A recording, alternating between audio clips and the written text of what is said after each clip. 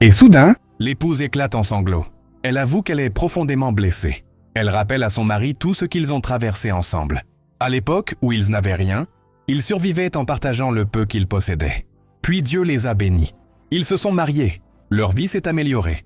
Mais selon elle, dès que son mari est devenu plus à l'aise financièrement, il a commencé à fréquenter d'autres femmes.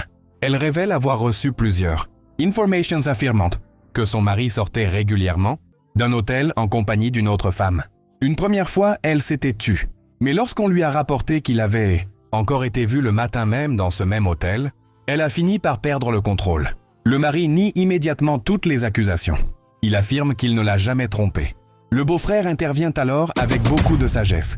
Il explique que de nombreux mariages sont détruits par 3 choses. Les suppositions, les conclusions hâtives et surtout les interventions de personnes extérieures.